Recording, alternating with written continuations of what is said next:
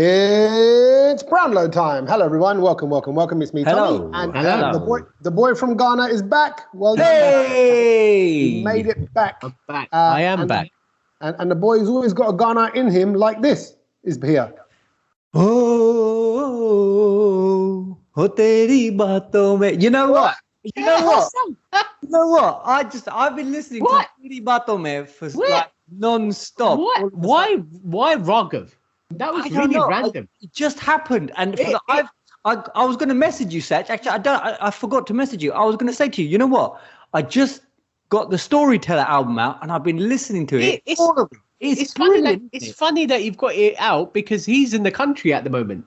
He did a show. Yeah, he did a show on the weekend that I saw. Someone was at, and I was like, Raghav's here. Oh, well, shall I give him a ring and say, do you want to come on the old Brownload? God, that's all a bit weird. He'd love to. Surely he'd love to come on the Brownload. If he's still here, we've got to get him on. And he's Canadian, and Canada's on the green list. So is this all part of Canada-UK alliance? That's it. I mean, let's face it. Which country isn't on the green list? It just seems like the whole dunya is on the green list. Well, no. Thailand's on the red list. I saw it. Yeah. I love how Sach knows that Thailand is on the red list. It's funny because Thailand's the one that someone said to me today as well. Someone went, well, all these countries on the red list, like Thailand. Everyone's just using Thailand as an example. Thailand's the example. But Canada, you know what? I imagine Canada to be on the green list. Canada's the kind of country so lovely. People are nice, never any trouble. Don't worry, Canada. Tu green list, Lala. That's it. Okay. No problem. Happy days for you. How was it, Sach? How was Ghana? I'll be honest. It's good. I'm terrible, right? I'm in my own little world. I don't really do too much research into things outside of my little bubble. Do you know what I mean? Outside of East London. I live and exist in my own little world. And I was thinking about this recently. I think it's because of the kind of person that I am. Like, I'm a comedian. I'm a podcast. I'm a blogger. Like, I'm thinking of little things that I see in my life. Meaning, my lens doesn't zoom out to kind of go, hey, let me find out a bit more about Ghana.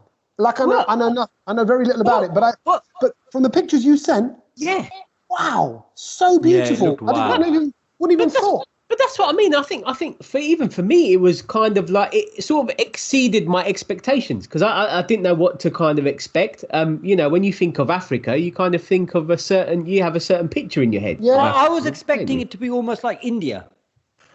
It is a bit like India. Like, okay. I think the pictures obviously I sent were like I was on a really nice resort and stuff like that, and I stayed in nice places. But when you're sort of out and about, it's basically like India. Like as in all the shops are the same. Like you'd find like a guy making food next to someone who's repairing phones and selling tractors next to that, and then the next guy selling shoes. It's just random like that. So love it. It's like walking down a street and it's basically that could have been India. If Indian people were there, if you know what I mean. Is there not quite a lot of desis though? Because a lot of African countries there was surprisingly there was quite a lot of desis. I mean, they were all out for where I was, but yeah, it was just. And do they have the twang, the local accent twang when they speak in English? Because that would be quite confusing, wouldn't it? Who, the Asians? You mean? Yeah, the Indians. No, I don't. No, not really. I met quite a lot of Indians that were from India, so they had the Indian twang. Okay. Yeah, which was a bit weird. Isn't the Ghanaian twang a bit more smoother than say the Nigerian? The Nigerian one, yes. Like, and Nigerians can be quite sort of hard and in your face, like the way they talk. It can be short and sharp. It's kind of like the Nigerians are like the Punjabis, the way they speak, and right. When the Ghanaians are a bit more sort of the Gujaratis. No, don't say that. No, I can't say that because the Gujaratis aren't smooth. No, they're a bit more laid back, though, isn't it? We don't shout at you if you want to eat something. Like, if you want to ask someone, no, bruv. Sach, I'm just going to say this. I've worked at weddings where there's been a buffet and Gujarati women, when they're in a buffet queue, whoa, man. It's lethal. Yeah, no, I get that. But, I think everything that, you guys say is still a bit aggressive. Like, you could just say a bit more calm. Right. And that's what, and the thing that I learned is they kind of have a bit of a rivalry in the sense of like Ghana and Nigeria, because I met a few people that came from Nigeria as well, and they came over giving it the big and saying, our food's better in Nigeria. It's basically that. I was thinking, God, these two countries not really hate each other, but they've got a bit of a rivalry going on, and they're sort of two countries apart. So there's Ghana, then there's two countries in between. I think it's Togo and Benin, and then it's Nigeria. And I'm like, these guys like hate each other. It's quite funny. Like I was just saying that's like India having a rivalry with Afghanistan. It's one of the things was Pakistan. Let's go to the next one. We went to a restaurant and they ordered jollof rice. Yeah. And the Nigerian dude. I've heard that said so much. What is jollof rice? Is that got meat? Is that biryani?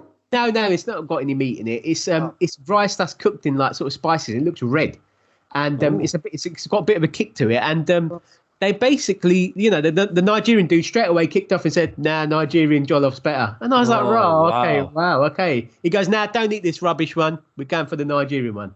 Now I do know about that.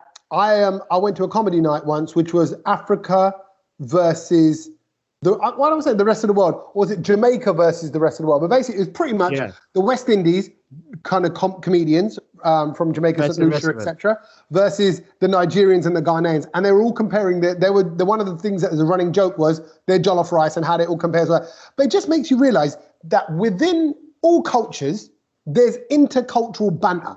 Of course. There you go. There you got Ghanaians versus Nigerians, probably cussing and dissing at each other. And I heard some raw cusses.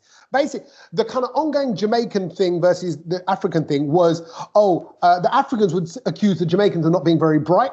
The Jamaicans would accuse the Africans of being fiddlers, like conning the system, but it's all stereotypes. So they're going, and they'd throw back to the West Indians and go, "You don't even know who your real dad is, ha ha ha," because there's a lot of cases of fathers that leave the family. So there's a lot of raw digs at each other culturally, but obviously on the stereotypes. But that's similar with Pakistani, Indian, Bangladeshi, Sri Lankan, and Welsh, Scottish. But nobody else outside of that understands. I think one of the biggest things that I sort of realised was people from Nigeria were actually moving over to Ghana because they were like, it's just a lot nicer. So do you know the Afrobeats artist Wizkid? He was staying in the block next to me where I was staying. Oh. And he's permanently moved to Ghana. And I was like, wow, he's left also, Nigeria. They've got a better football team as well, I think. Ghana, definitely. Have we had any big Ghanaian internationals playing in the Premier League? Who would be a big, famous Ghana? I don't know. I'm saying isn't that the boating brothers? Kej? Maybe one played for Germany. I think Ghana. I'm just trying to think. We have had some players from Ghana. Definitely, I think. I'm even thinking in the World Cup when England played Chelsea. Ghana. Didn't Chelsea have someone? Thomas Partey, I think, from Arsenal. He's from Ghana. Yes, he's a good player, actually. Well, we don't know because we haven't seen enough of him yet, have we? But anyway, Ghana in a sort of nutshell, I would recommend it to anyone. I'd definitely say go there, and it's just different to what you think it would be. Yeah, the people were amazing. 6-hour flight. The people were amazing. It was nice and clean, and I didn't even get a single mosquito bite, which is wow. And I got scared. People were like, "Oh yeah, mosquitoes are really bad. They got like yellow fever. They got this. You're going to get malaria. Blah blah blah." Not a single bite. Well done. It's good to have you back. And we had our first 2-man podcast last week. Yeah. I heard that. Yeah, it was quite nice. I'll tell you what, it was nice. Like I said, I don't often get to talk to Kej one-on-one because Kej doesn't hang around. Kej comes around, does the podcast, goes home. Sach, you and I, we'll have a little sit around, we'll have a little chitter, hang out, talk. So it was nice actually to kind of, and because I know Kej. I know what you like. I know you got a lot to say about a lot of things. So it was nice to talk about some of the other things. Do you know what I mean? It was just good. It was nice because I was listening back to it actually while I was in Ghana and I had the phone on next to my bed. It felt like you in bed with me. Both. Oh, lovely. Me and Kej. 3 in a bed in Ghana. Yes. Lovely. And no wonder you probably didn't sleep very well that night. That's probably what kept the mosquitoes away. They were like, what's that? Who's that talking? Forget that. Let's get out of here, mate. We obviously hit that frequency that keeps mosquitoes away. Sometimes you can just put that sound on. Maybe that was what done the job, yeah. And talking of high-pitched frequencies, one thing that always makes me connect in my mind to dogs, because dogs, the dog whistle, you hear, when you blow a dog whistle, you get that high-pitched frequency that we can't hear, but dogs can hear. It drives them mad. I've got a dog, everyone. What? There's a dog in the house right now. You've got a dog? I'll go away for 1 week and things change. Yeah. What? Lily. Lily Ben? Lily Ben. Lily Ben or Lily Bye? Lily Ben. She's a Australian Labradoodle. Australian Labradoodle? Yeah, which I think they should have called a didgeridoo. Yeah. Because it's Australian. So what? I mean, so what is this? This is like endless mixing now, isn't it? Of just animals. You just So it's a Labrador and a poodle. What does it look like? No, forget what it is. Why is there a dog in your house? Yeah, exactly. Yeah, let's address that first. It's not my dog. It's not my dog. Sorry, have you ever heard that sketch about Kick my dog. My dog. Yeah. Of course. Okay. So it's not my dog. It's my mate's dog. My old housemate from university, actually. Name's Darren. Right. And he has gone away on holiday for a week. So I'm dog sitting because, as you know, my son Milo is mad for dogs. Yeah. Really wants a dog. He's been talking about wanting a dog for about 6 years. Imagine he's 2 or 3 years old. The guy's been obsessed with dogs, horses, cats, ponies, animals, and all that. Like dogs? He likes dogs. I don't like dogs. I don't like dogs. I don't think I'm a dog person. As much as I love animals. You said you were. Huh? You said you were. Yes. You said you were a dog person. 100%. Meaning I like them. I'm not a dog owner. Like, I'm a dog person. Like, I love to roll around with a dog. No, you've changed your tune, because I'm pretty sure before on the podcast you've said that you like and you wanted to have a dog. You even said it to us once when we were around your house. You were like, okay, then maybe this is a new iOS software update on Tommy Sandu because I've had this dog for a couple of days now. It's made me realize, and I said this to my wife, I said, it's actually made me realize that I don't need a third kid. Because it's like a third kid, and I can't treat a dog like a dog. This dog lives a good life. I turn the underfloor heating off at night so it cools a bit, so it doesn't get too hot at night. I put the underfloor on. I know, and he loves it. That. Sorry, I keep saying he. She loves it. The dog loves it. That's why I asked. Is it Lily Ben, Lily Pie? I mean, it's Lily Ben. Lily Ben. It wouldn't be Lily Pie, would it? Well, Lily, 21st century. No, if it was Lily Bye, then Lily Bye should have a Willy Bye, but it hasn't got a Willy Bye. It's got a Lily Ben. How have you kind of gone full circle to not wanting a dog now then? What's happened? What's happened? Can I just say, I remember the chat that Tommy gave us. Yeah, the proper yarn. The dog yarn, which was like, guys, it's about having a dog. And we also said, Kej, I don't think I'm going to come around your house because I'm a big dog fan. Absolutely. I can't handle that. So yeah, I think he basically values our friendship more than this dog.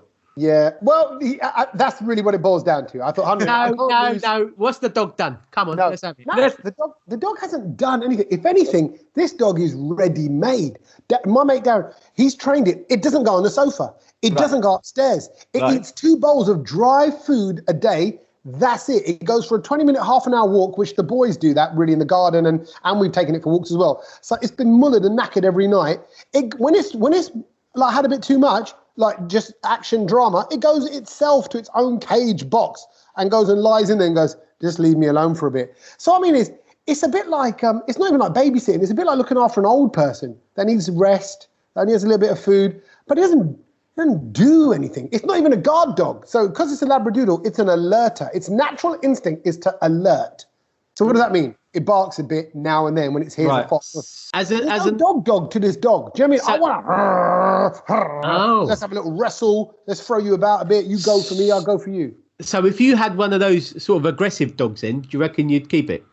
I think so, yeah. Not aggressive. Well, yeah, no, but a bit more. This dog sounds like it ain't doing anything. It's like it's on holiday. It's a very easy dog to have. I can see why all these families, everywhere you look, everyone's got a cockapoo, a cavapuchon. They all sound like hairstyles. But they all got these they all got the dogs because it's easy, it's low maintenance. It doesn't molt. Yeah, low maintenance. Has the smell of your house changed?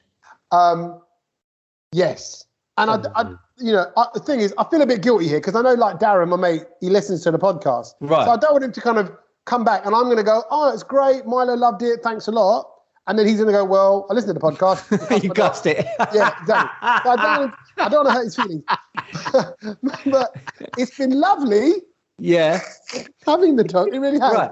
It really, and Milo's loved it and all that. But I'm like, man, I've realised that this, it's a full-time job, isn't it? It's a full-time job, and I mean, you can barely put your own juddies on, let alone wiping some other one's juddies. Yeah, and there is a smell. The smell doesn't come from the dog. It comes from the dog food. That stinks. It stinks. Are you saying that you got a smelly lily? Yeah. Someone needs to wash this lily. But Love it. It was look, it's lovely to have it, but like I said, I think I want a breed of dog that stands for something. Right. This is like, I tell you what this is. I know. Tommy wants to stand on the top of a hill with the leash on a dog that's sitting there on his back, on his hind legs, like one of those big sort of Alsatian type, you know, the ones, the wolf kind of ones. Great and Dane, you can just imagine Japanese Tommy with Akita. with the farmer's hat on, standing there admiring from the hill the whole of East London, and the dog's kind of going, ooh, and then Tommy's going, that's a wolf. I might join in as well. Yeah, I might join in with the howling. You know what I feel like this is? And you're going to relate with this. Go on. This is a woke dog. oh. Right? It's so woke. I told you it's Lilyby. Yeah, it's a woke dog, meaning it doesn't want to offend anyone. It don't bark at nothing. It's just, that dog is the product of woke generation. People say, hey, you can't do that. You can't do this. I'm offended. And that's what you get. You get this hybrid of, I don't want to say nothing because, like I said, Darren's listening and I'm sure he loves his dog. And I like, no, basically, it's a very well behaved dog from what you're saying. It's, very well trained. But coming back, like, okay, imagine every footballer. No one went in for a slightly dodgy tackle. No one had that little bosh and hunger and a little bit of an edge to them. You know, imagine if you took every Punjabi person and just watered them down and made them allergy, Sasikal, okay, I'm going to go. It's no, Punjabis, I'm known for winning to having a bit of an edge. Same with dogs. Same with everything in life. Give me something. You want your dog to be a bit of a goodie? Yes. Yeah. Yes, that's what you want. And not sort of soft, passive, like, so when you were talking about football players, not someone from, like, say, an Arsenal player. No, I wasn't going to do something. Right. Yeah, I want a dog that's got a bite in it. Yeah. Not like, you know, dentures, you know, or got no teeth. Yeah. You know, whatever. So, yeah, you want an edge. And you know what? If Arsenal fans are listening, maybe that's what the team needs now. It just needs a bit of a bite. Don't be afraid to bite. Definitely. You know, and that's why. So, anyway, that said, it's nice to have the company. And weirdly, I tell you what's strange, my missus, she's cold. She's a cold person in general. Like, not very loving, not very caring, not very giving. Right? Let's just get established that. Okay. She's an accountant. Everything's black and white, you know. But she doesn't, like, if I'm honest, that's half joke, but my missus doesn't do natural affection. She's not hi and sweetie pie, nothing like, you know, she's like the bunda. Yeah, that's why I get on with her. Probably. Right? We're both the same. But yeah, exactly. Cold, can't love anyone else apart from themselves. So, but I've seen a new affectionate side of her with old Lily Ben, because Lily Ben's all around her all the time. I don't know why, they got a little connection. I said, obviously, it's a sister thing. I don't know what, right? Mm-hmm. So, but I'm seeing my missus sitting there, like stroking the dog, watching TV. That would never happen. She's not even, my missus kind of, she don't even sit on the same sofa as me. You know, if we're sitting down, she'll go, oh, you're sitting there, then I'm sitting there. It won't be, not even a thought of, let's sit together. No, we need our own space, according to her. Right. Fair enough. And my limbs are too heavy when I lean around. How long is this dog staying at yours? 1 week. Cool. It's been Saturday, Sunday, Monday, today's Tuesday. Yeah. So we've got Tuesday, Wednesday, Thursday, Friday. God, I feel like ages. And you know, I feel guilty. I'm lying up in bed in the morning. I like to get up when I'm going to get up, but then I feel, I've got to let the dog out. I've got to do all that. And all that. So anyway, it's been a real turnaround this week, and but good for the boys. I'm sorry, I don't want to knock anyone who's got dogs. It's been nice to have this other little life around, and there is an innocence with it all, but I don't think it's for me. Kej, what have you been up to? I've been in Ghana. He's got a dog. Yeah, so this is it's the week that basically I've been waiting for, because it's my cousin who's getting married this week. And obviously after lockdown and all of that, you know, it's been postponed a couple of times. Finally, we're all getting together. Has it been nice, like, you know, wedding in the family, like, because obviously it's different. You're now, you've got to do stuff and all of that. Like, how is it? Well, you know what, we were trying to figure out. Actually, this is the first female person from our family getting married. Because we've had a whole list of boys getting married. Nice, so it's all a bit different this time, but it's still fun. We had the first couple of. Can I ask something? Is she actually your cousin, or is she your niece? No, actual cousin. Because get ready. I think this is the difference. In the next 4 or 5 years, you're going to stop having cousins getting married. It's going to be nieces and nephews. Oh, I see. Yeah, no, I've still got a few cousins to go. 3, 4, I reckon. Oh, wow. Okay, right. Well, no, to be fair, I don't know if Kej will get the invite, because he'll be one of them ones. Just like, I'm inviting that dodgy uncle. I will be. He's the old cousin who's neither. He's like, he's not cool enough to be one of us because he's old. I'll be like Michael Gove on the dance floor, sort of busting those moves. Can I quickly? Now that you touched on it, I watched that video. It's weird. I don't, not across many things. What did you think? I kind of thought fair play. I don't see it as a big issue, him doing that. I don't know. Yeah. It's always, I think in the mainstream media, I think as soon as they see an old person or slightly elder person dancing, they rip it out of him. And actually, you know what? I just think I'm going to keep dancing until I literally can't move because, if you're feeling that music, then who else is there to just, this whole, I don't like this phrase of dad dancing because, well, who are you? You ain't exactly Michael Jackson. You triggered by that? No, I'm not triggered. But I'm just saying, I'm talking about growing up and people talking about dad dancing or, whatever, the uncle moves. And I'm like, well, actually, you ain't exactly J-Lo or Michael Jackson busting the moves. Do you know what I mean? That's what all the uncles say. Yeah. Well, so I'm going to keep giving it uncle moves. Yeah. Okay. And rightly so. So in terms of the wedding process, we obviously now it's Tuesday. So what's happening? So we've had a couple of events. Mendy night is tomorrow. That's obviously the next big one. Cousins going out for a little munch today. We had Sunday was the one where we met sort of like it was like a very casual meeting. The groom's family, they came down. Nice. And we had but you know what? It's like it was the first time there were so many of us in quite a smallish room. Yeah. And in a restaurant. And I was like, I went up to the waiter and I went, excuse me, could we open the door? Because there was a fire exit. And he went, I'm sorry, we're not allowed to open it. And in this room, there were no other windows. Oh. And I'm like, this is now becoming cesspit for a COVID infection. Yeah. Because recently, my mum and dad went to a wedding and a few of the people who went there ended up getting COVID. Oh, man. And I've heard of another bride and groom, and because this is the dilemma at the moment, right? Because a lot of people have cancelled, rescheduled, and they've got a wedding, right? Since lockdown has opened up. Now I know that there's been a couple who contracted COVID, were positive, but they carried on with the wedding. Oh, you can't do that because they didn't want to lose the money, and this is the dilemma that you're in because they would lose the money. Well, then maybe... and both of them were, and I just think, God, I mean, that is, that's a massive debate, isn't it, to have? No, they could carry on, but then I think you just need to build a box around the mandap, for example, and just have them two in it. Just imagine the bride, obviously, because, firstly, everyone comes and is hugging the bride and groom, then makeup artists, photographers, everyone's coming near you. Mm-hmm. And it's just like... You know what you could have done? You could have just had the mandap, right? Yeah. Like, FaceTimed yourself into the party and go, look, really sorry, but for your all safety, we're not going to be there. If everything's booked, it's only so what you're saying, just put two screens on the chairs in the mandap. Yeah, right. And then kind of go, they can do live from their house or whatever. So they can just chip in and out. They do a little message to everybody. But other than that, they go, look, everyone, we can't be there. Rave, have a good time. So what?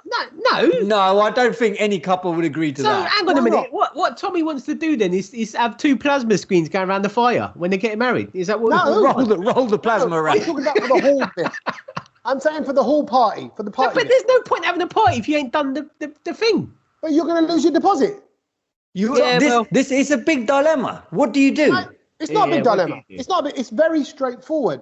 You can. So you're saying if you were getting married, you spent all this money and you're going to be sitting home in your gym jams while everyone else is rinsing your money and kana and umbina and all of that, having a brilliant time, and you're just sitting there, obviously trying to deal with COVID, and you're not there, and your whole family's there. You've loaded that question one way, Kej, so I can't answer that one. But what I will say is, you don't have to be in your underwear or in your pajamas sitting at home on your wedding day. You can actually even wear your wedding outfit if you want, if you're feeling up to it. What I'm saying is, no one person who would do that. Do the mandap thing, right? Just the two of you and the pundit, whatever. Nobody else comes to that, right? So you can't keep. No, but no pundit would turn up if you said that both of you are positive. There's no one who want to be there. No, if there'll be a pundit that really believes in God, that knows it's in God's that hands. Is true. And there'll be a pundit, or there'll be some pundit who thinks he's COVID proof as well, or she's COVID proof. Right. So they'll charge double.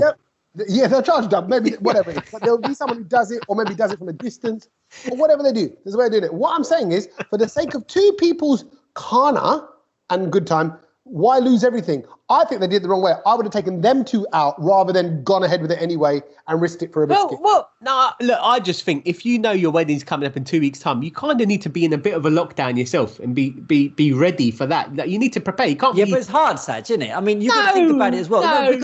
Because you say lockdown. It's not like they're going out to every sort of festival or anything. Well, but, you don't know. I think be careful. Well, I mean, speaking about my cousin, but obviously, they'll be traveling. They want to meet, their friends last minute kind of thing. Anything can happen this week as well. Like, everyone's scared to do a test.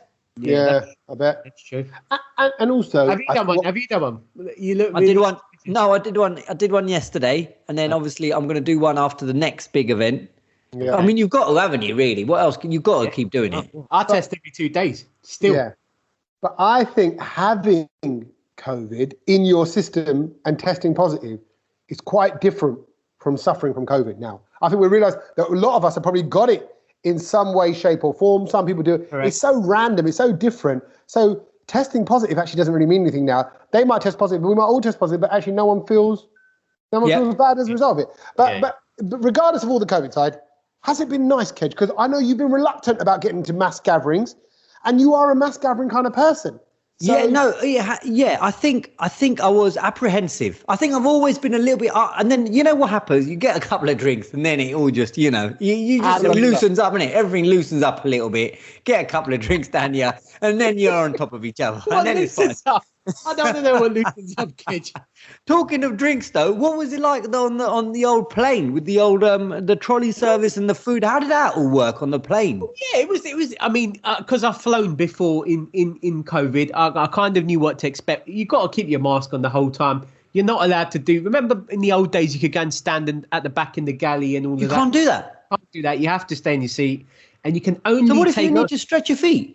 You're not allowed. You can. But then you can get that thrombosis or whatever. Not if you do. And just I think the phrase is stretch your legs. You don't need to stretch your feet. No one goes. Let me go stretch my feet. You're so No, I mean the only way you can stretch your legs is to go to a toilet. Walk to the toilet, and that's your little sort of walk around, and that's it. I do like a little chitter chatter with the No, you're not allowed. You're not allowed to do that anymore. You're not allowed to chat to the air stewards. They're literally like sit down in your seat. So that was that. You're only actually allowed to take your mask off when you're active. They say when you're actively eating or drinking something. So, and it's not one of them where you can kind of take your time eating either. They just quickly get the food out. Oh, really? They're ready to take the tray back. And can I say, just very quickly on this whole sort of service thing, I flew with BA, and I've got to say, it was a shambles. I hate it. Wow. I hated it.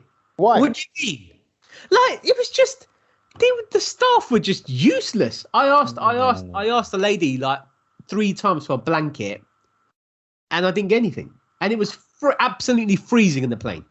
And she blanketed you. She blanketed you. The first time, she was like, "All right, I'll be back." I was like, "Okay, cool, we'll let that slide." And half an hour later, I asked her again. She was like, "Oh, it's in the thing above you, like in the overhead locker thing." Yeah. So I'm thinking, God, like a normal person would just open it and give it to you, right? Like, that's her job. That's her job. Didn't do that. So I was like, okay, cool. Let me have a look. 10 minutes later, I got up, had a look in the thing. When she cleared off, there was no blankets in there. I asked her again. I didn't get a blanket for half the flight. You must have got well annoyed. I can imagine you. And the thing is, I'm not the kind of person that keeps asking anyone for anything. Like I just don't do that. The only reason because you don't want to grumble for a cumble, as they say. So you don't want to be that guy. And it was like I asked 3 different staff on the plane, and no one really cared. They were just like, you know what it is? It's funny that you said that the service wasn't all that, because I've noticed that going back to restaurants since coronavirus and all that, obviously the staff has changed, right? Because they've had to lay off a lot of people. Now they've all of a sudden got to employ. I've noticed that the service hasn't been like how it used to be pre-COVID. Mm. Have you guys noticed that? So it's funny because you mentioned that on a plane. I've noticed it in restaurants. I don't think the service is as it used to be, especially, some of the restaurants that you've been to before lockdown and now.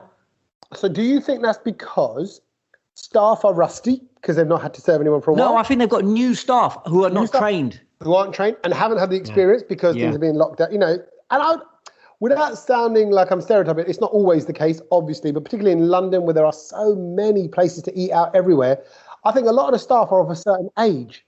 And therefore, you know, like my neighbour who lives across the road is working in the cafe at the end of the road.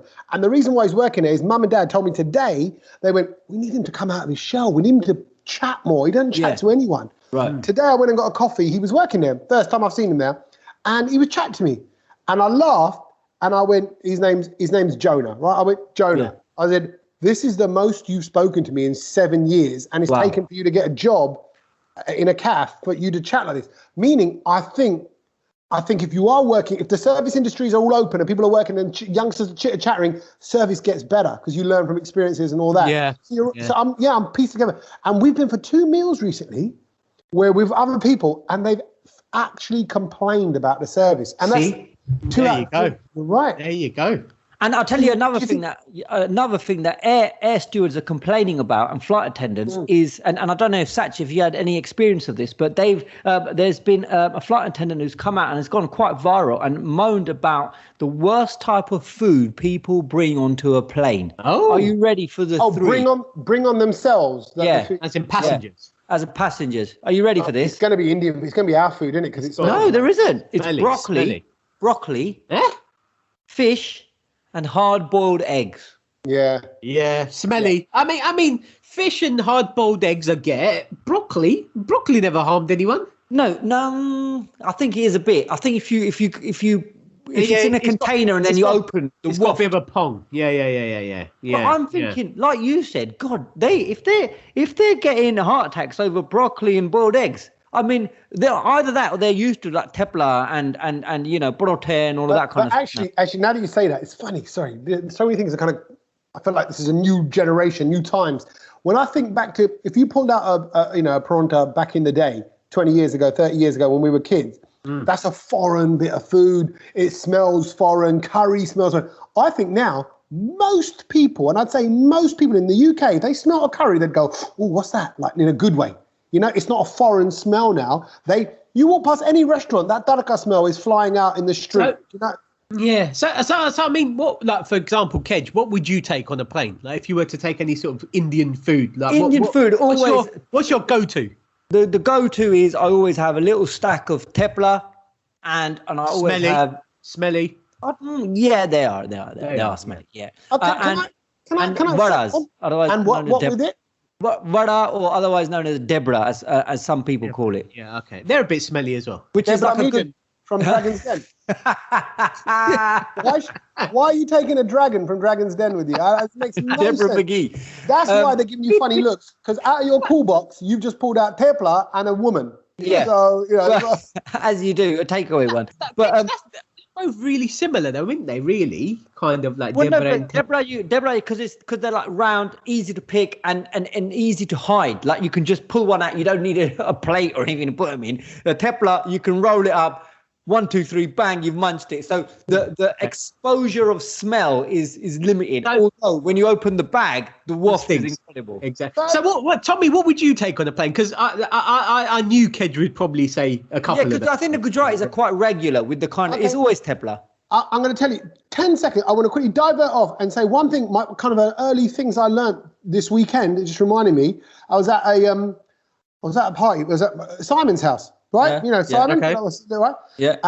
And I'm sorry to say, I don't have to phrase this. Simon knows Gujarati people. Okay, all right, I'm saying it right.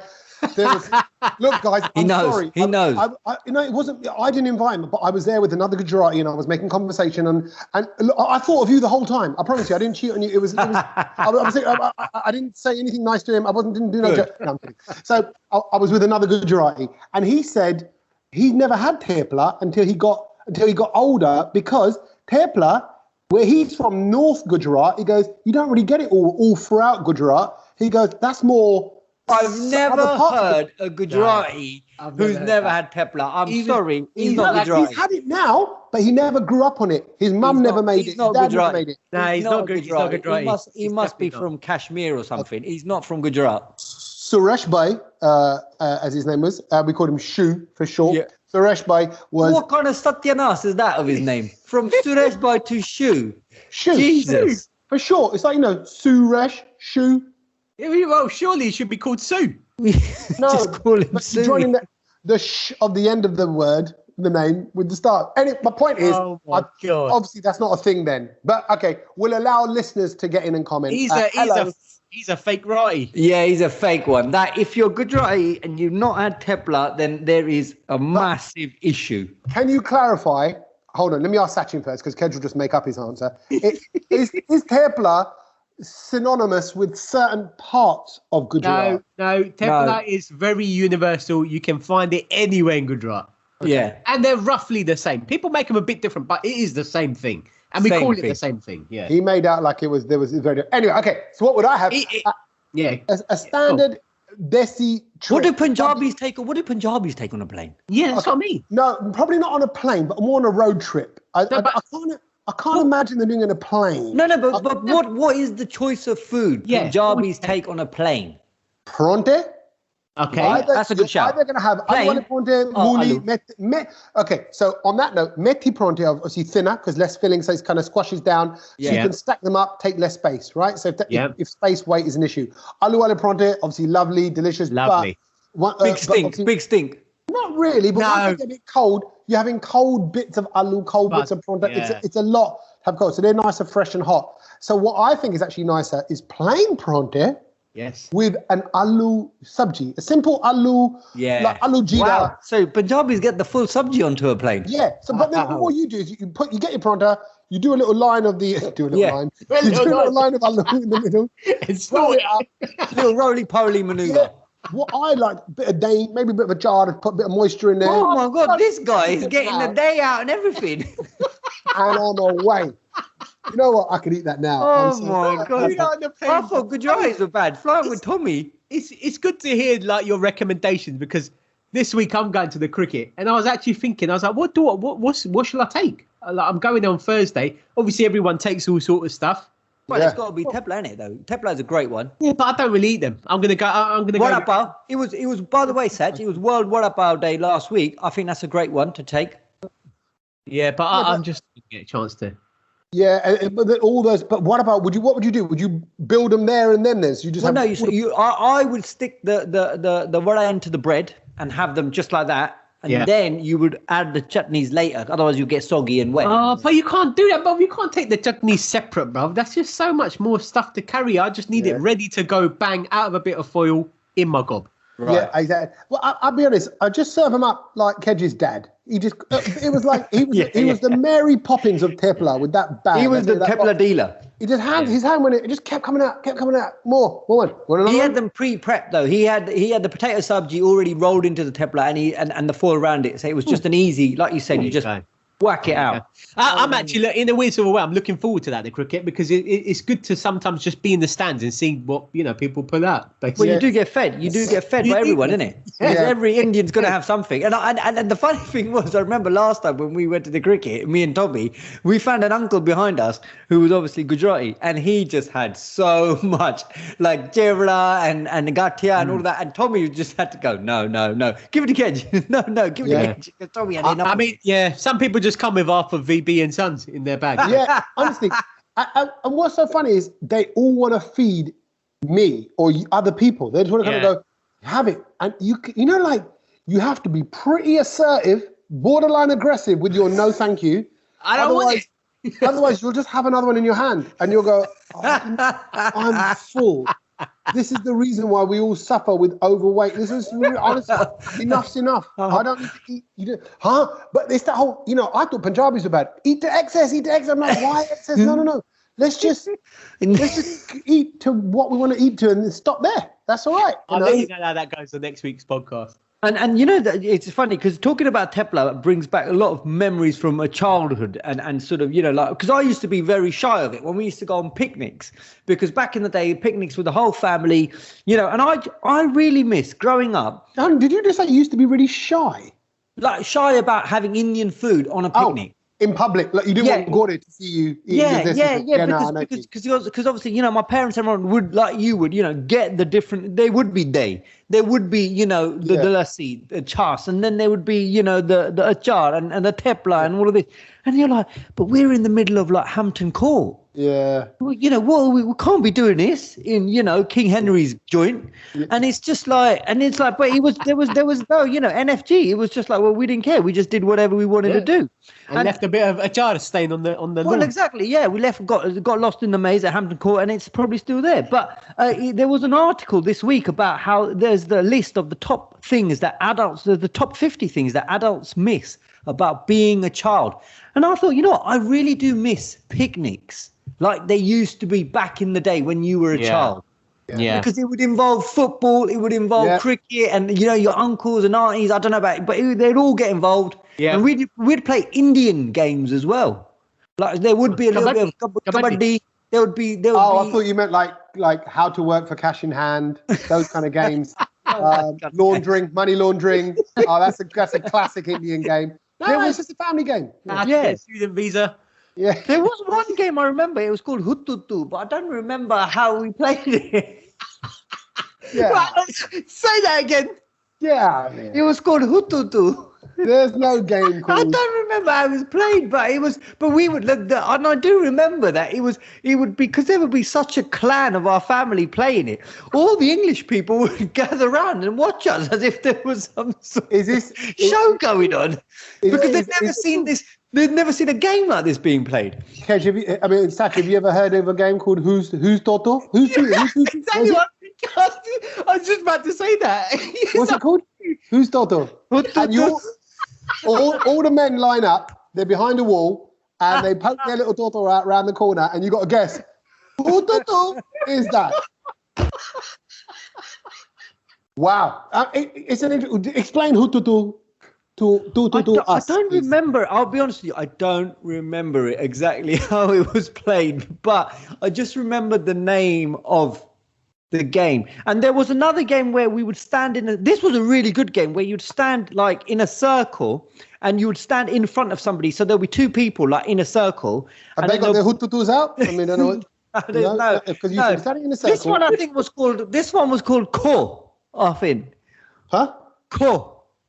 Or Coco, I think. I can't remember, but it was. And what would happen? There would be a catcher, and then there would be someone that they have to run around, and they could run around in between these people in a circle. And then as soon as you stand in front of a couple of people and clap, the person at the back is then the one being chased. And it was quite honestly, this white people, English people would stand there and watch us going, what is this Olympic sport that they're practicing? Yeah. And that's why I really get so embarrassed. I'd like to say I've never played any Gujarati games ever before. Right. I didn't even know they existed. Next summer, we're going to do the Gujarati Olympics. Yeah. See, the good thing about Punjabi tasks like that, like I know when we've gone on family picnics, things like that, we've done like tug of war, Yes. Like, that's a Punjabi thing. But that's a normal thing. You still see that in the park now, and I used to love a tug of war. To the extent that there was somebody else at this picnic park playing tug of war, and one of my uncles went, "Go over and tell them we want a game." I'm like, so you would challenge the family. Yeah. So there's two families all together playing tug of war. Frisbee's a good one. Frisbee's a good one. Everyone loves a frisbee in the park. Yeah, you can't. All normal games. That is. So you're throwing pepla and catching in your teeth, and all of a sudden Kenny's going to get embarrassed. I'm well in that game though. But the other things that are in this list about what adults miss about being a child. Like I said, I miss picnics. Here we go. And I don't know if you guys can think of anything as well. But the family holidays is in there. The thrill of getting a new toy. Do you remember that? I used to love getting a new He-Man figure or a turtle. Going to birthday parties, but as a child, it's brilliant. With a party bag. Yeah. Playing with your siblings. Again, we took it for granted. And then, you don't do that anymore as an adult. You don't play anymore with your siblings. Being friends with everyone. I think as you grow older, you realise you don't want to be friends with anybody. Yeah. Well, in my case, anyway. And then climbing a tree. You don't do that. Oh, okay. I wasn't a fan of that. Now, right? So, what I'm realising about what you're saying, all of these things are things that you can still do now as an adult. Oh, right? There you go. There you go. Still do, but you know what? It hasn't got the same muzza. It hasn't got the same muzza because you're the adult, and therefore, like, if I'm now, let's say I'm out with the boys, we're walking the dog, well, we're going to climb a tree, we're going to go to the park, or wherever it is. I've got to think about if he drops, if he slips, if he hurts himself, what am I doing? How are we getting back? Oh, if he gets tired, all the responsibility of that trip, event, activity is on the adult. That takes the muzz out of it. What's the best thing to do is go there, be kulladullah, and be like, oh, we're gonna throw stones into the lake. We're gonna skim stones, or whatever, that kind of thing, or we're gonna play frisbee. We're gonna play. Those kids, all those things you said are only good as a kid because somebody else is dealing with all the admin to do with that project. Do you know what I mean? Maybe we overthink it. We do. I think we do. I particularly here in this country. That's why I think when you go to the Bind, they're a lot more open in the like Punjab. I'm sure it's same in Gujarat, where they're like, hey, don't worry. If don't worry about that. They're just making paper planes. How good was that? Making paper planes. What were you? Were you the pointy long one, or were you the short wide one that looked a bit more like a sort of NASA plane? I learned very quickly the techers that the pointy aeroplane you would make is actually useless and doesn't get distance. It can nosedive. Whereas if you did the folds and you cut the nose off, and then I would actually, just with a pair of scissors, you just at the wings, you just give it a few flaps, fold the flap up, fold the other flap down. You can make it come back at you. I thought that was genius as well. Oh, wow. You did a little U-turn on it. Yeah, so you can make it do a boomerang kind of maneuver. I am quite the master. No, do you know what? Like, paper planes didn't interest me as a kid. Call me MIA. What, you never folded your flaps in a certain way, Sach? No, I was... It didn't interest me. I thought it was so basic. I'm like, brother, you making... Really? Yeah, it just didn't interest me. I had no time for paper. But our childhood was basic. Like the other day, after one of the nights, we were playing cards. All the adults, we got together. We were playing Dinpati cards. The wedding on the weekend. Cards are good. And my uncle, who I haven't seen in a while because he lives in Germany, he's over. And he was shuffling, and then he tried to cut the pack with one hand, and he couldn't do it. He dropped it. And he goes, Kej, do you remember this? Right? And I said, of course I do. I said, I can still do it. And I could still cut the pack of cards with one hand, like because you have to just move your fingers and you lifts up the top half and then you switch it under and put it underneath. And he was really impressed. And I said, do you know why? It's because I spent all of my summer holidays practicing that. That was the game. So he taught you how to cut the deck. Yeah. You spent all summer learning it as a kid. Yeah. And you still got that skill? I've still got it. He hasn't. He lost it. And who else is there when you're cutting the deck? And so there was a couple of my other cousins who are there who are like sort of 18, 17, 18. And they were like, whoa, that's amazing. And I said, you know what? I said, but look at this skill that I've got now. Look at this, the technique that I've practiced for 8 weeks. I said, now all you're practicing is that catching the woe maneuver thing on TikTok. And I'm like, what is that? That's going to be rubbish. Okay, let me tell you something. You're not going to come back to me after 30 years and go, can you still catch the woe? No, you know what? Nobody should have come back to you after 30 years and said, can you still cut a deck? No one, that's not a conversation that happened. What's happened here is a classic Kej maneuver, right? The deck's come out and he thought, oh, hang on a minute. Yeah, this guy taught me how to cut the deck in the first place. I'll show him that I can still do it, okay? And Kej is Kej, in your head, you think, yeah, they think I'm cool. The 18-year-old probably going, look at this old one. Just tell him how cool it is. Oh, wicked! You can do that with cards. Exactly. Cards is pretty old school for me. Cards is the thing my dad and his mates played. Do you know what I mean? And my sisters played cards. I only play with the old lot. That's why I'm the youngest who plays with. I love it. I love it. So what you were saying, you think they're going, whoa, he's so cool for cutting a deck. Means you misread that. I'm telling you, they're laughing at you. And you've just clearly said that you're in the old people's group now. You are the uncle. When you were young and you were looking at your uncle. Yeah, I am that, and I will pass on. I mean, if anyone wants to learn how to cut a pack of cards with one hand, I'm happy to put the demonstration up. No, YouTube. That's all right. You can just do it on a YouTube video. No, nothing to do with Brownload. It's nothing to do with Brownload. This is Kedgel's own YouTube video. We don't, as far as I'm concerned, Sach, would you regard, good online content as being Kedgel showing us how to cut a pack of cards in half? No. Let's see if we get any message people saying, "Oh, I'd like to see that." Actually, all right. If I get 5, I'll put the video up. No, 50. If you get, because you'll get 5. Listen, if our listeners are anything like us, 5 of them will just email from 5 different accounts just to be annoying. Just to go. Let's see if the idiots do it. 10. 50. If we get 10 over the next 3 years, I'll do it. Because the podcast has a longevity, so people will come into it late. But can I just, before we go on to the things we've watched, I heard two people just sort of, and I overheard them talking when I was out and about, and they were slightly older people. You were eavesdropping, right? Yeah, a little bit, but they look wise, older men. And what they said, and it really fits what we were talking about, as kids and what we miss now that we're adults. And this is what the man said to his mate. And he says, do you realize at some point in our childhood, right? He goes, we went out to play with our friends for the last time and we didn't even know it. Yeah. And it made me think, do you remember that last time? When was that last time when you went out to play cricket with all your mates or football or basketball and you didn't realize this is it? Obviously you didn't realize, but looking back at it, what a moment. And it's a shame we didn't know. Yeah. On that note, there was when I moved from East Ham to Ilford Goodmayes area, just a few miles out. Yeah. I was 10 years old, and I used to play on the street with Dari Padmari. Remember from across the road? Oh, Dari Padmari, love him. Dari Avtar is his name, but we nicknamed him Dari Padmari. I do hope. Dari's a lovely guy, by the way. If he's ever listening to the podcast, but he succumbed to the odd bud every now and then. No one's. It was just because it rhymed and.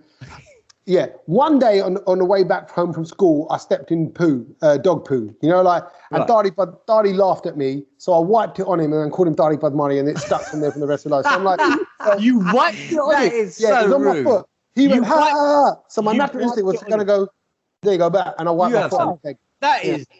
Tommy, that is deep. You can't. That is deep. I'm sorry, but it was a knee-jerk reaction. I regret it now. He probably calls you Tommy Tatti Mari now. Yeah, maybe Tommy Tattiwala. Yeah.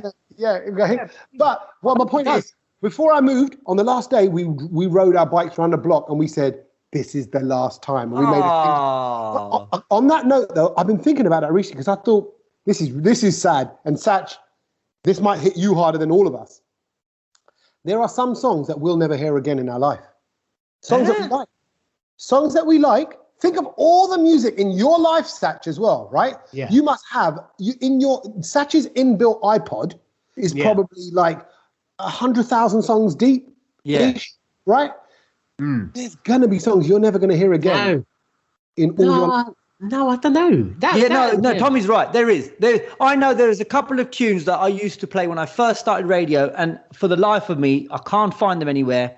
I can't see them. But also things you've just forgotten. Songs they're just, even though they're good. That actually makes me sad, yeah. Yeah, doesn't it? Yeah, and then somebody said, more than the Friends bit. You probably only got, we probably got about 10, 15 good summers left. Oh.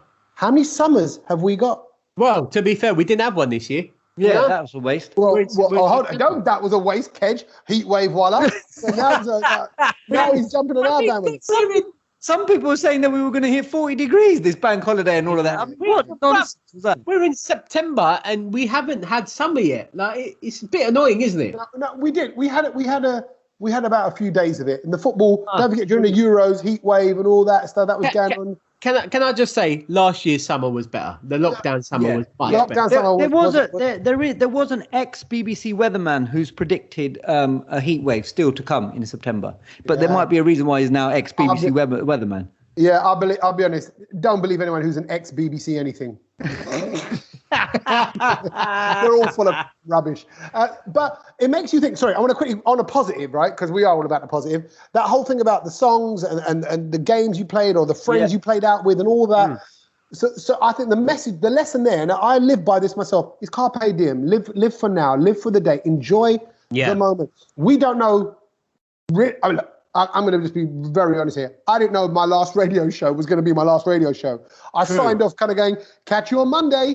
And then things just escalated, in like 24 hours. Whoa, Daily Mail. Whoa, life turned upside down. Whoa, where's this all come from? And I wasn't back. I've not been back on the radio. Well, I went back on Radio 2 once, but that was something else. So not back on Asian Network. So it's like, so what I mean is, you're right. You can have your last play out and you won't know it. So enjoy. That's just now you said that, I was just thinking about, God, that could have been my last gig on the weekend that I've done. That's it. Maybe no more DJing. Hopefully not. Because for that Well, reason, it was for a while, though, wasn't it? With the lockdown and everything, Sach. Yes, it was. That last DJ gig before lockdown, you didn't think that you were going to be out of action for that long. I didn't. And I've got to say, that last night, it was a banging night. And I was like, I can't wait to do that again next weekend. It didn't happen. It never happened.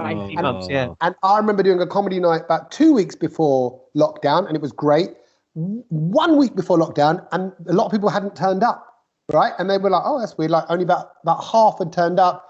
And we're like, oh, okay. And then I remember saying to the crowd, what do you reckon? Is this stuff real? Is this whole COVID? You know, like It's I real. think a lot of people haven't turned up today. You know, I know what the ticket numbers were, and all that. So, but I think carpe diem, seize the day. Let's put it on a positive one. Make the most of everything. So Yes. I'm going to enjoy having a smelly dog in my house. You do that. Because it might be the only time. Right, what we watched. Well, I've watched another new film, and I want to report back. It's called Reminiscence. I don't know if you guys have seen it. It's pretty new. Bottom hair. Yeah. No, not that one. Reminiscence. I was listening to that again. What a good tune that is. Who was that? Kermit the Frog. Miss Go on, tell us more about And his film. it had Vinny. Vinny was the vocal on it as well. Do you remember that? Yeah. Who was Vinny? No one knows who Vinny was. No, Vinny. I think she was a female singer. But anyway, let me tell you about Reminiscence. Reminiscence is a sci-fi thriller, and it's written and directed by Lisa Joy. Lisa Joy, to Sachin, will mean nothing. But Lisa Joy is from the Westworld franchise. She has been involved with that. Now, this film has got some big names. Hugh Jackman, Tandy Newton. And it's got a couple of people that if I said the names, it wouldn't mean anything. But if you watch Westworld, you'll recognize them. So there's an instant, okay. I recognize this. Yeah.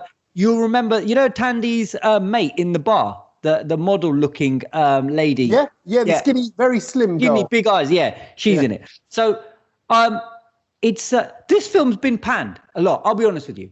It got panned a lot. If I'm honest, Kej, as soon as you say the name Reminiscence, it just feels like it just sounds rubbish. 80s B movie. Sounds a bit crap. Standard Kej. Every week. No. If it's got panned on the thing as well, it's going to be rubbish. Why did you watch it? There's themes in this film that are like similar to the themes in Westworld.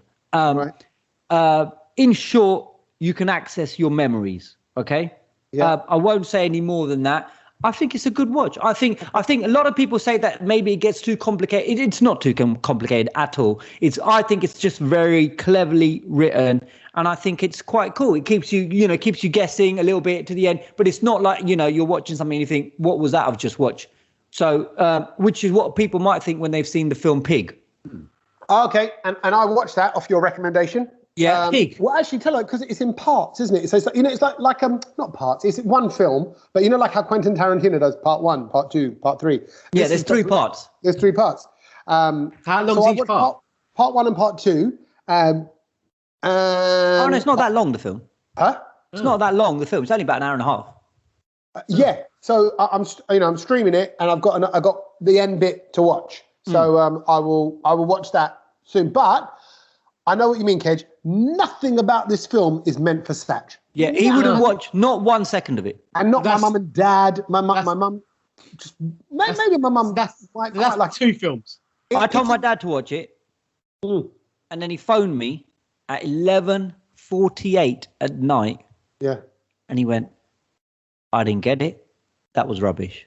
Oh wow. Wow. If he ain't co-signed it, mate, it definitely ain't going there. And I thought, I felt let down because I thought he would get it. Yeah. But he didn't get it. Pig. But so just we spoke about Pig last week, but it's Nicolas Cage who's a pig truffle, who's a truffle hunter. Finds really expensive mushrooms that are buried in the forest. The pig helps him find it. The pig gets stolen. Who's behind it? He wants to track down his pig. Look at Sach's face. But I've got to say... Oh, my God. Is this like an adult version of Babe? You know what? That's so funny. That's exactly who I was watching it with other people, and they said the same thing. They went, "Oh, is it a remake of Babe?" And when someone says a joke once, and you go, he goes, "Yeah, is it remake of Babe?" Oh, you're hanging with the wrong people, mate. You're hanging with the wrong people. And I went, and you're kind of going, stop saying that. Stop talking like that. It's not funny. But you're right. I actually think the last thing I am is want to sound like one of them pretentious filmy types, but it's a really lovely shots in it. It all looks beautiful. Yes. It's the grain, the food, kind of quality, the food. Wow. the everything. But the food shot, and even little things, the way he moves the top of the pastry pie, and he moves it, and the way he folds it, and he grabs it with both hands like a nice jug. It's just that motion. It's the same things. It's just very nicely done, and not a million miles off of Kej. Did we watch this together? What was the Apple series where he's a chef? Servant. The Servant. Yeah. You know how you get those really lovely food shots in Servant? Yes. Actually, that's Shyamalan. He did that. So some of the food shots are supposed to be a little bit grotesque when he's cutting meat. It's made to make you go, ugh, you know. So, but this is all very French and beautiful. But sticking with Apple TV as well, there was season 2 of C was launched last week on Friday. C, which me and Tommy are absolutely obsessed by. And that first episode of season 2, my word, it was brilliant. Can we congratulate, without giving too much away? So firstly, anyone who doesn't know about C is an Apple TV series. It stars Jason Momoa, who is Aquaman, who's a big hunk of a burly man. He's a beautiful, big, he is very beautiful. Alpha he's a real-life Thor. Yeah, well, him and Chris Hemsworth, I think I would leave my wife for them. I would just go, whatever you want, man. Fully. Whatever you want, because you're that handsome as men. But anyway, real bum there. But Jason Momoa, he's in C, and he plays a blind man. It's set in a future where people have lost the ability to see. Yeah, human race have lost the ability to see. Everyone is blind. And everyone talks about people who can see like it's mythological. Like no one believes that did humans really, were they able to really see back in the day? Because it was that long ago, they don't really believe. Anyway, so it's all about that, and it's wars and fighting and territory and blind. But it's so brilliantly made. Sach, it's brilliant. Did you give me a go, Sach? Did you give me a go? I am definitely not. The explanation Tommy just gave, I thought, I am not even going to try find this. But it sounds absolutely awful. But it's savage. Parts of it is brutal. Yeah, the fighting is like Mortal Kombat times 6. Anyway, there's been a few things that I've seen, because when you're on a plane, that's the only thing you can do. Watch films. Hold on. No. I just got to say this about episode 2. That's what I want to say. Go on. Series 2, episode 1, what I like about it is they don't muck around. You go in straight in. Sometimes series 2, it's gore, it's guts, it's blood, it's beautiful. Sometimes series 2 comes along and they go, let's milk this, let's stretch it out, let's slow it down. No, basically in series 2, we now realise that Jason Momoa, the main character in it, he's got a brother who's against him. I won't say any more. Who's against him, and now that battle, and is that brother? Is that brother? Not like that brother. He's like the guy from. He's famous. Is he the one from not Avengers? The Avengers. Who's the bald one with all the stuff over his body? He's got all the and he's got amazing pecs, and he's a wrestler. Batista. Is it him? Yeah, I think it's him. I don't know the people in these films like that. Yeah, but he looks a lot like Dave Batista, this other guy anyway. But what I'm saying is they're going in. It's great production, beautifully shot, really well made. Credit to Apple for making it. It's wicked. So it's called C. And the only people I know have got Apple TV, and the only reason I've got it, by the way, because I'm not willing to pay the $6.99 a month, is because it came free with my phone. So if you've got it and you've got the free subscription, go watch it. C. The Morning Show Series 2 is coming soon as well. That's going to be amazing. Jennifer Aniston and what's his name? Well, who's a really good actor? Who's a male guy? Steve Carell. Well done. Yeah, okay.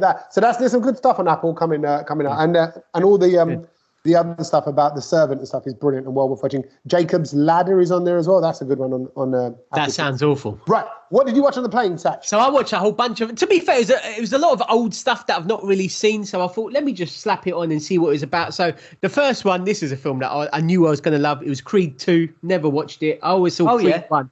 Thought Creed 1 was brilliant. Creed 2, I think it was even better, I thought. Wow. Really wow. The other thing I watched was Black Panther. Never seen that. Brilliant. Oh, really? Never seen Black Panther. And the other thing I saw... Wakanda Forever. The other thing I saw was... I saw a Bollywood film. And it was... Which one? Street Dancer 3. Oh, yeah, with that... What's her name? Fatehi. No, yeah, she was in it. Nora. Shraddha and Varun Dhawan. Shraddha Kapoor, yeah. It was a good film. Like, I was pleasantly... Really, Sach? Yeah, honestly, I thought the message in the film is really good. Oh, it's all about dancing and stuff. But I think for the film, because obviously it's aimed at like sort of like the younger audience, like kids, teenagers. Yeah. The message in the film was really good. I thought it was decent. And the message is what? Be yourself, be free, be true. well, I think one of it was there was a couple of messages. One was about sort of people. There was a lot of homeless people and how you sort of treat them, which I thought was really good. In London, that was. And the other one was about how at one point Warren Doven sort of, went away from his team and went and did something else, and he knew he made the wrong decision, and sort of it went through that. The other thing I saw was.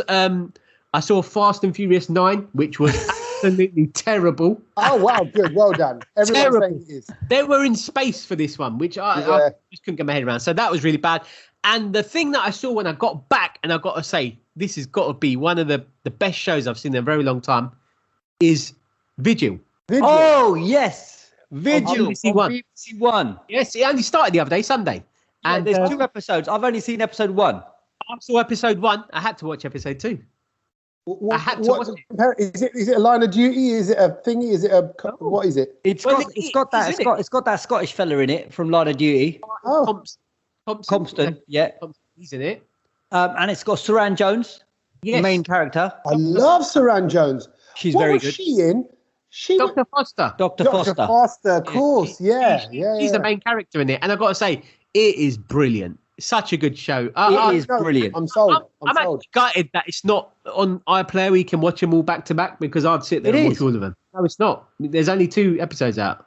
Oh, well, yeah, because they're releasing one episode every week. Periodically, yeah. So it's funny, isn't it, how trends for watching TV has gone full circle now. They're taking it back to making people wait. Netflix are doing it, episodic releases and all that kind of stuff. I watched RESPECT. I watched Respect, which is the Aretha Franklin film. And it's the film about her life story. I love life stories. I realize it's the thing I love the most because I want to hear how people dealt with their rise of fame or rise to success versus the obstacles, versus the pitfalls, versus family as well. Because obviously Aretha Franklin part of a big black family and, everyone's involved in everyone's business and there's a lot of people coming and going through the house. So you can kind of feel there's these similarities in terms of, the uncles or whatever. But obviously she's got a raw love for the music from a very young age. Her dad's encouraging her. Her dad's a religious person, very strict. He's kind of trying to manage her. It's just, I don't know. I just found it all quite relatable, quite good, and a great way of hearing about someone who you just associate with success. And it's like you just think RESPECT, find out what it means to me. It sounds so good and all that, and all the other songs that she's had, but you realize she did 9 albums without a hit. She got signed to Columbia Records. Not one song in 9 albums is a hit, and then goes off. And what does she have to do? She has to really effectively become a bit more truer to herself, find her own style. And it reminded me of that documentary about Jimmy Irvine, about the Beats headphones with Dr. Dre. And Jimmy Irvine, who works with Dre on that, he said to Gwen Stefani in the documentary that it comes about, Gwen Stefani says the story. He goes that Jimmy Irvine said, you ain't going to be famous for 5 more years. You haven't found yourself yet. And you're gonna find yourself in about 5 years' time. And it was exactly 5 years that she did that. Don't speak. I know what you're thinking. That song, and that blew up. So I'm just saying, it takes time to kind of come through and find yourself. That was a message in this film, and it's a good story, man. You want to, you want a little uplift, you want a little boost in your, a little boost. Feel good vibe. I'll check down. It's dark. There's some dark parts, bro. But I don't like things I don't even feel comfortable saying on a podcast because I'm not young enough to I'll check it out. But for that reason, it's a good podcast. Anyway, it's a good podcast. It's a good film. This is a great podcast. It's a good podcast. What have you learned? So that's what we've watched. What you learned this week? I'm going to make it a quick one this week because it's something I thought would be sort of useful for people, and it's the fact that from October, the contactless limit is going to be £100. It was 30. Now it's 45, and now it's going up to 100. And I thought that is brilliant. It is good, but then I'm just like, it's a bit dangerous because that's £100 a tap. You could spend a lot of money within do you know what I mean? You're just tapping away. But with the Apple Pay, I mean, obviously you can tap on anything you want because there's, because it's so secure.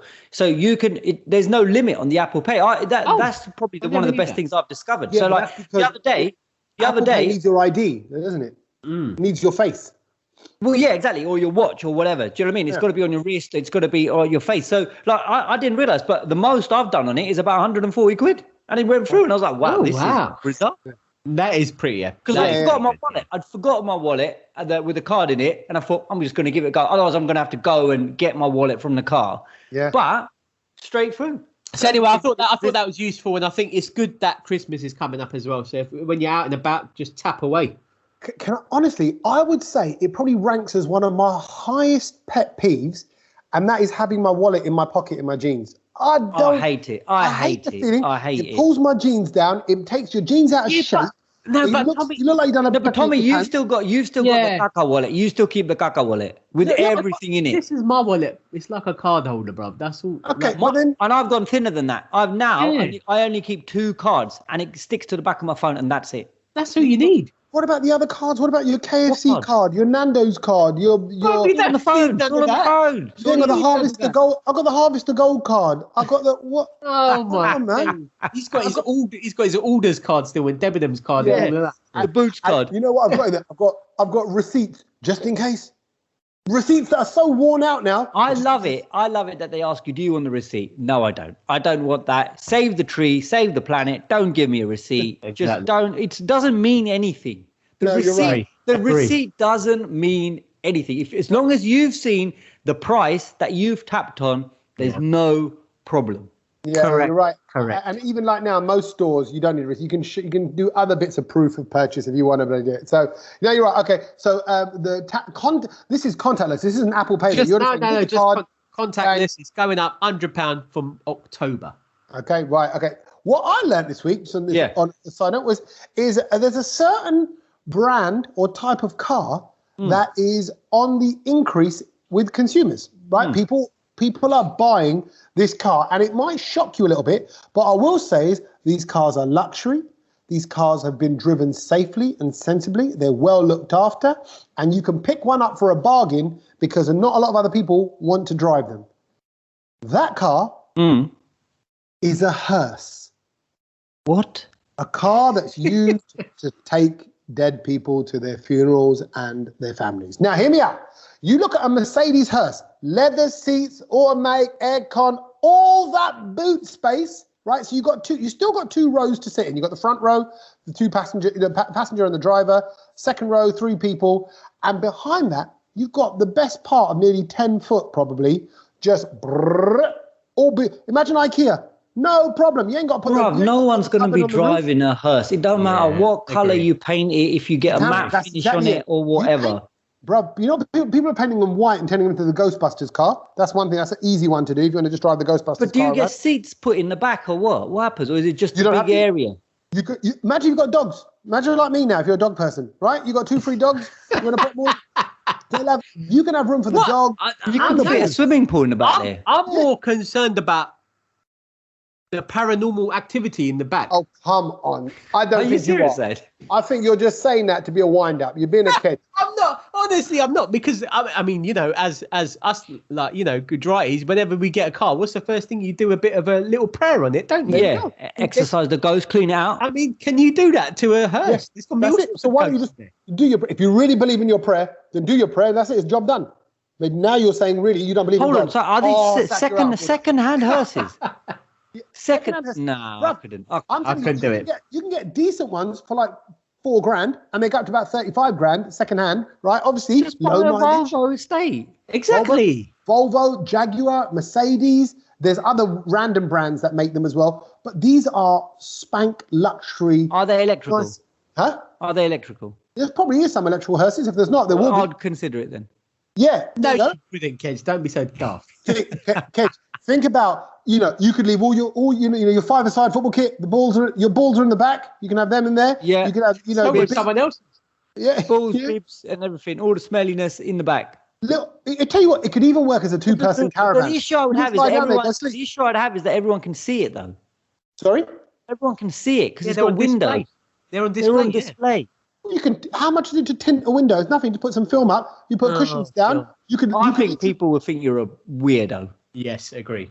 What if it's painted yellow and had big rims on it?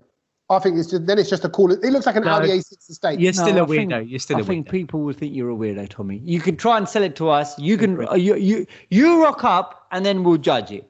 Yes. I think when I turn mine into the Ghostbusters vehicle or whatever, something a bit fun like that, or maybe like a really long version of like the Trotters yellow car, whatever. You kind of put Trotters Independence. It'll be fun. It'll be quirky. You could rent it out. You can make money back. I'm telling you, this is the one.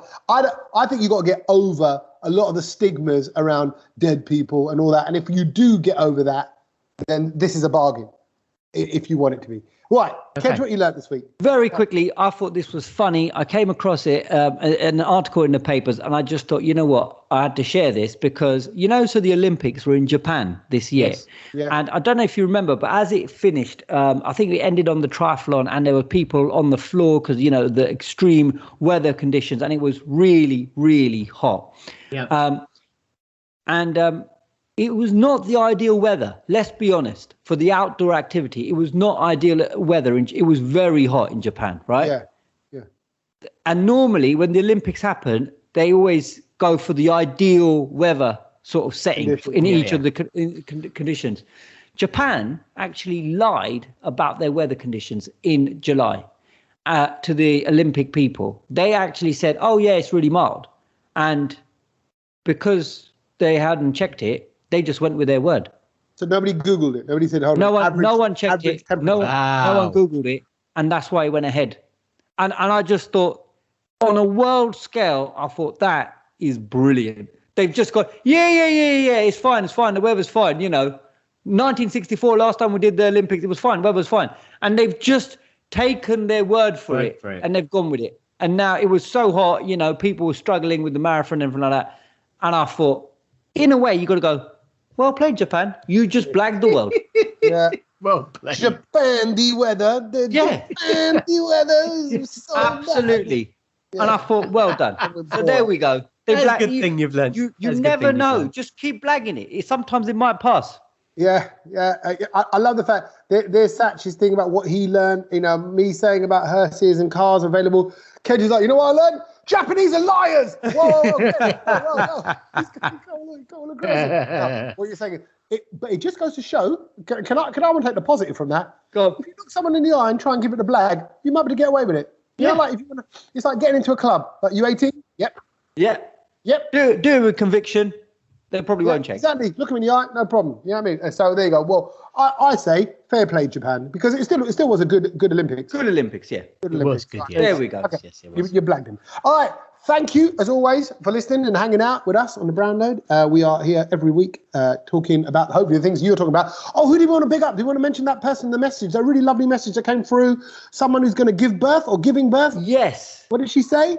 We had somebody messaging saying that they today, if I remember it. They discovered the podcast. They said it's an entertaining podcast, and they look forward to listening to us every week. They're about to have a baby over the next couple of weeks. Good luck with that. And she said, I'm hoping and I'm relying on you guys to make me laugh and smile through the newborn days, which can be quite challenging. And absolutely. So good luck with that. They are. And also, you know what it's like, and I can tell you, someone who's probably hands-on with the kids at home, particularly when Logan was just born as well, you kind of just want something on in the background to kind of chuckle along, chip into. You drift out a little bit, then you drift back into it. And that's what the podcast is great for. So if you've got loads to catch up on, what was her name? Did we get a name? I think it's Sippy. Sippy with an S or Zippy with a Z? No, Sippy 10. Sir. Okay, Sippy. Oh, Sippy. Oh, Zippy. Bungle. That was Rainbow. It's an attempt at. So thank you, Sippy. Good luck with the baby, man. That's exciting. Exactly. If you want to name it Tommy, I'll be honoured. I'll be truly honoured. So just don't call it Kej. No, exactly. Give it a good start in life. Call it Kej. Or if you have twins, call one Kej and one Tommy and see which one turns out better. Yeah, do an experiment. I know the answer. This is it. Cheers, guys. Thank you, Kej. Thank you, Sach. Catch you next. Cheers, boys. Later.